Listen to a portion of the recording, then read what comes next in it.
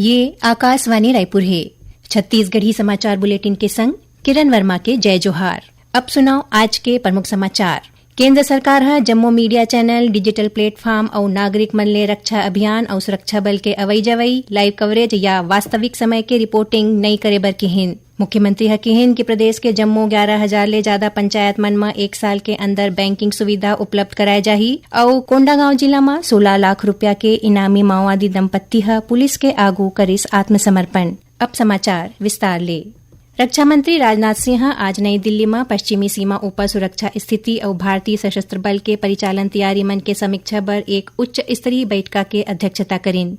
बैठका में chief of defence staff general Anil Chauhan, सेना प्रमुख general Upendra Dwivedi, air chief marshal Amarpreet Singh और नौसेना प्रमुख एडमिरल दिनेश के त्रिपाठी शामिल हुईन। बैठका में रक्षा सचिव आर.के. सिंह घलो मौजूद रहीन। केंद्रीय गृह मंत्री अमित शाह घलो सीमा सुरक्षा बल, केंद्रीय औद्योगिक सुरक्षा बल और नागरिक उड्डयन सुरक्षा ब्यूरो के महानिदेशक मन संग बैठका करीन।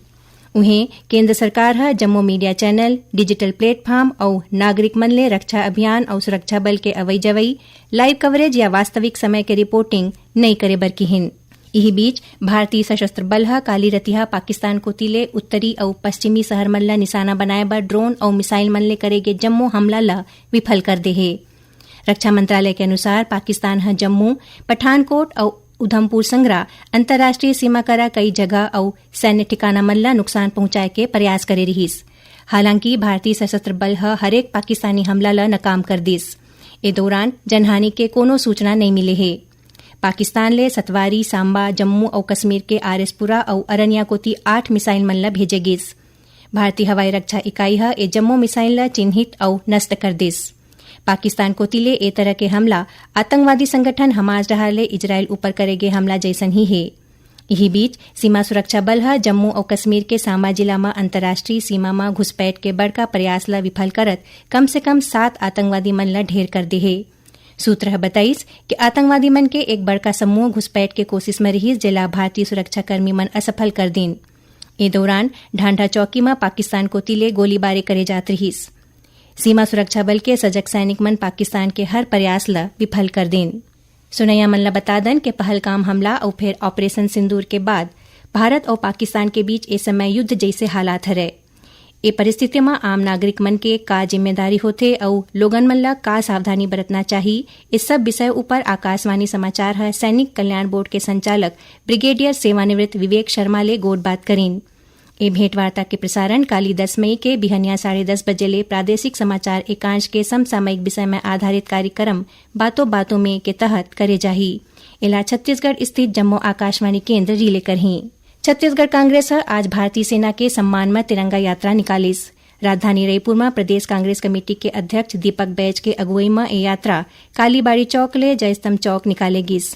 ए मौका में श्री बैज बताइन कि तिरंगा यात्रा के उद्देश्य देश के सैनिक मन के वीरता और शौर्य ला नमन करना है।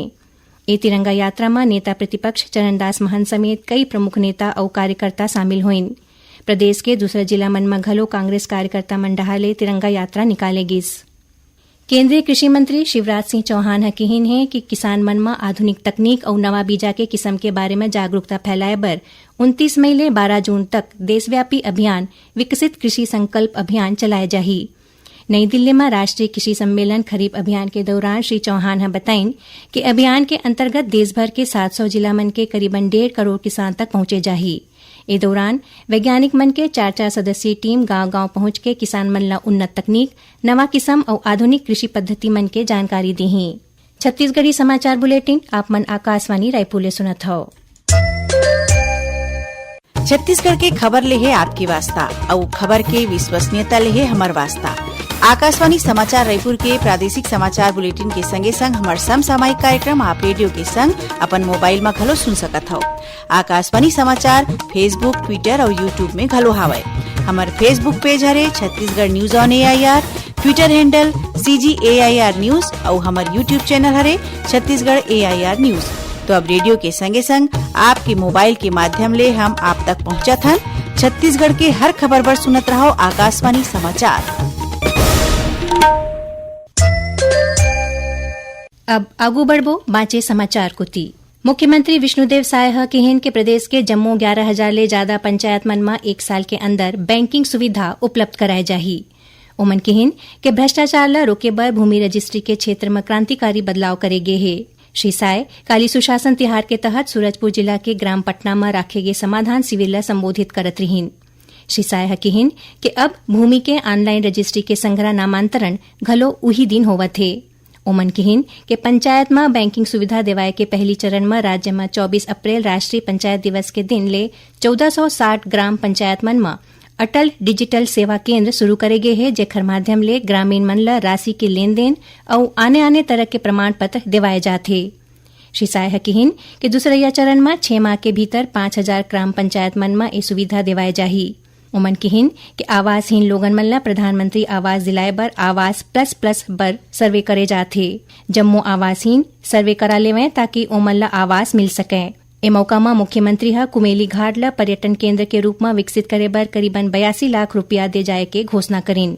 मुख्यमंत्री विष्णुदेव साय सुशासन तिहार के अंतर्गत आज बलौदाबाजार भाटापारा जिला के ग्राम बलदा कछार में बरगद के रुख के नीचे चौपाल लगा के गांव वाला मन ले गोट बात करीन और जमीनी स्तर में योजना मन के क्रियान्वयन के फीडबैक लीन। इस दौरान श्री साय अटल डिजिटल सेवा केंद्र के अवलोकन करीन और केंद्र संचालक ले सेवा केंद्र में मौजूद सेवा मन के जानकारी लीन। उन्हें मुख्यमंत्री विष्णुदेव साय काली सूरजपुर जिला मुख्यालय में सूरजपुर, कोरिया और मनेन्द्रगढ़, चिरमिरी, भरतपुर जिला के अधिकारी मन के संयुक्त समीक्षा बैठका लीन। बैठका में मुख्यमंत्री सुशासन तिहार के दौरान मिले शिकायत मन के प्राथमिकता के आधार में निराकरण करे के निर्देश दीन। ओमन कहन कि प्रधानमंत्री आवास योजना के प्रगति ऊपर विशेष रूप ले ध्यान दे जाए। कोंडागांव जिला में आज एक इनामी माओवादी दंपत्ति पुलिस के आगू आत्मसमर्पण कर दे है। एमन पर 16 लाख रुपया के इनाम घोषित रहीस। ये दंपत्ति बछर 2009 में राजनांदगांव के मदनवाड़ा में हुए माओवादी घटना में शामिल रहीस। एक घटना में 29 जिन जवान शहीद हुए रहीन। एकर अलावा ये माओवादी दंपत्ति कई ठीन दूसर गंभीर घटना में शामिल रहीस।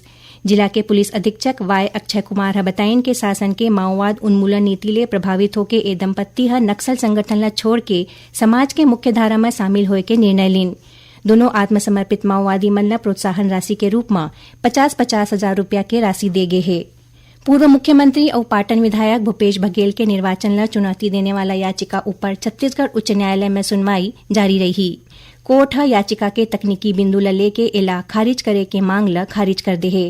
न्यायाधीश न्यायमूर्ति रविन्द्र कुमार अग्रवाल के अदालत सुनवाई के दौरान कहन कि याचिका में पर्याप्त सामग्री मौजूद है और एला ए स्तर में खारिज नहीं करे जा सके।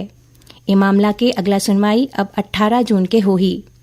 बता दन कि पाटन विधानसभा चुनाव में आदर्श आचार संहिता और चुनाव आयोग के निर्देश के अवहेलना करे के आरोप लगावत दुर्ग सांसद विजय बघेल हाईकोर्ट में चुनाव याचिका लगाए रहीस। याचिका में भूपेश बघेल के निर्वाचन ला रद्द करे की मांग करे गे है। आखिर में प्रमुख समाचार एक घाव फेर। केंद्र सरकार Jammu media channel, digital platform और नागरिक मल्ले सुरक्षा अभियान और सुरक्षा बल के अवई जवई लाइव कवरेज या वास्तविक समय के रिपोर्टिंग नहीं करे बर कहन। मुख्यमंत्री कहन कि प्रदेश के जम्मू 11,000 ले ज्यादा पंचायत मन में एक साल के अंदर बैंकिंग सुविधा उपलब्ध कराए जाही और कोंडागांव जिला में 16 लाख रुपया के इनामी माओवादी दंपत्ति पुलिस के आगू करिस आत्मसमर्पण। एकरे संग छत्तीसगढ़ी समाचार बुलेटिन इहे सिरावत है। जय जोहार।